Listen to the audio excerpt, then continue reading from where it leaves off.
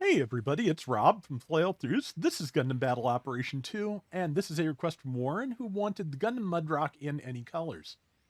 So I did what I frequently do and just punched up the colors a little bit, just made them a little bit brighter, a little bit less, turned down the weathering, turned down the uh, specular and highlight settings, and just, yeah, that kind of thing. So this is, I believe, a 600 room, and yeah, Mudrock work is, after it got patched, I want to say late last year sometime, it's doing pretty well at higher costs. I mostly have it built for defense, like I build everything anymore. And with the addition of the ranged part that requires no equip slots, because may as well get that extra like 5% range damage, because yeah, range damage is what I'm going to be working towards for, this whole round. So far, well, we're in a slight lead. I kind of walked into the middle of an enemy formation, which kind of a bad place to be, as you probably have figured out from watching me get just, stun locked into semi oblivion here. Not full oblivion yet. I'm still, I'm just like at Morrowind at the moment. But yeah, managing to land a decent amount of shots though, which was not the case in a lot of rounds I played up to this. And we lost number 4, but so far so good. So we'll just keep going with this. I believe before the end, one of the enemy units evens things out for us, so that's just as well. Mass production double Zeta trying to lock me down, but I managed to get back to a position where I could hit it with the splash damage from the cannons. So, and yeah, and my system update's ready to install. Wonderful. But yeah, so that's not the only major update for this week. I'm sure the 750 update is going to happen on Wednesday night to Thursday. So yeah, see, managed to take out that Zeta Gundam with the arm grenade launcher, which does quite a bit of build stun and quite a bit of damage, especially with type advantage. So yeah, very handy. From the look of things, I don't know how much ballistic defense the Yonfaven actually has. Seems like enough that it was getting my Vulcan rounds down under 100 damage each, but also I feel like the grenades were hitting it fairly hard. So, oh well. Regardless, doing fairly well at the moment for being, down a person and very spread out. We're not quite in 3 different quadrants of the map, but I guess we actually kind of are. It's definitely close, but yeah, it's okay, yeah, now everybody's dropping, and I have, as I typically do, picked the worst possible time to spawn back in. Did hit that MPZZ really hard with the cannons. Pulling out the grenade launcher, managed to get whatever was in front of me. And, okay, yeah, now number 3 got disconnected as well. I don't know if that was intentional or not. To be honest, the scores are even enough. I can't see. I have a feeling may have just been people having, a bad connection day, because yeah, one on each team when before circumstances really seemed to justify a rage quit. That strikes me as just, connection problems.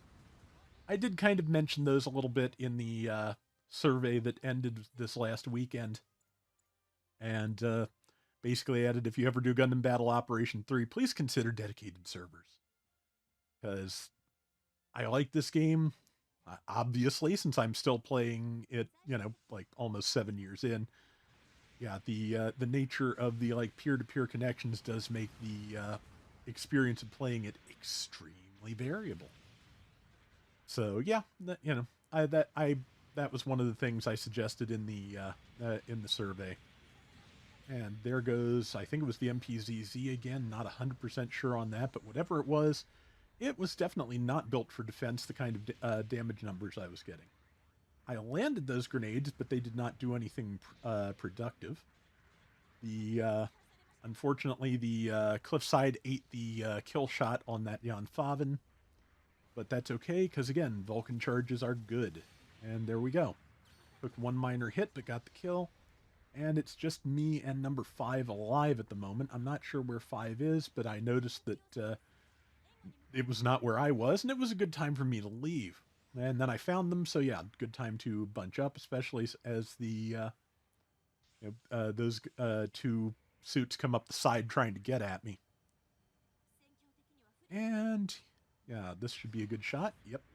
Yeah, like I said, just for whatever reason, my aim was a lot better in this match than it was in a lot of the ones I played to get to here. I, man, the first round I played today, no, I think it was the second.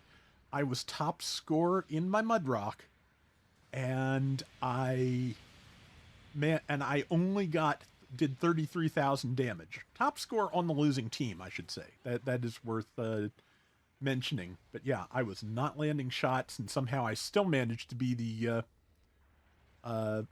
top damage dealer on our side of the game. So that was just disconcerting.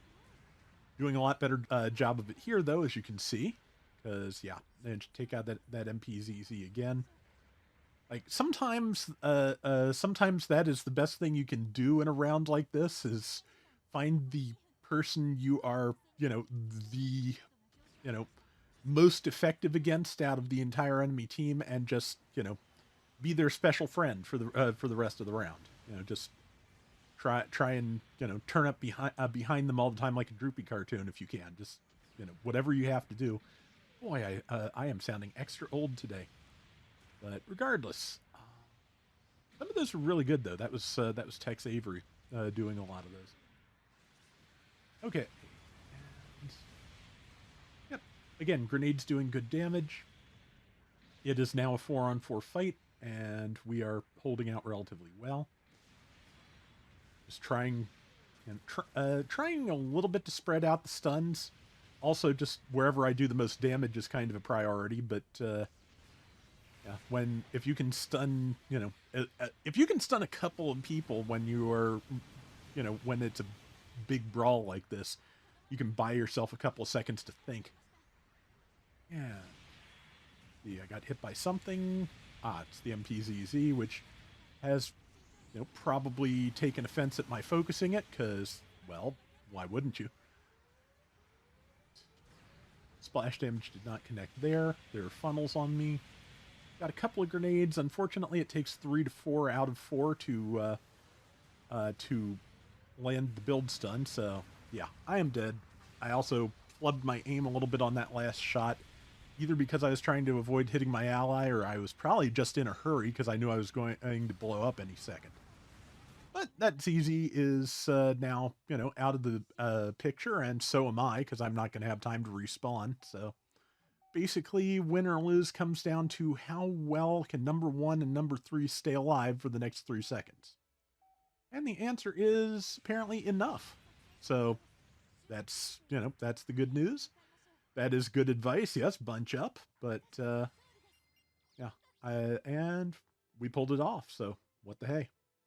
And I swept the board. 4470, 20 assists, 118,000 damage, 29% diversions from those couple of times I was just totally isolated, and 6-3. I think that's pretty good. Hope you enjoyed it, Warren, and that is going to do it for today's Gundam Battle Operation 2. We'll be back soon with more. Till next time, everybody take care and have fun. Later. Mudrock is another Gundam that never got a Mobile Suit in Action figure, but there is a G-frame of that I need to get a hold of. It's kind of out of print. I'm kind of hoping they will redo it in G-frame FA like they have so many other things. But, waiting for that 8th MS Team wave to come out with the new and improved Goof Custom, which will be way cheaper than the old Goof Custom, which commands a small fortune on the secondary market. Speaking of small fortunes, I don't know if I've mentioned it recently. Might have mentioned it before, but, brain is mush. They are doing a G-frame Psycho Gundam. It does transform. It does use the G-frame system, so it uses a comically oversized version of the internal skeleton that the smaller G-frame figures do. And it is going to be, by the measurements given, larger than the old MS in Action Psycho Gundam. To say I'm tempted is an understatement, but I'll just have to see, what my personal economics are like closer to release time, I think.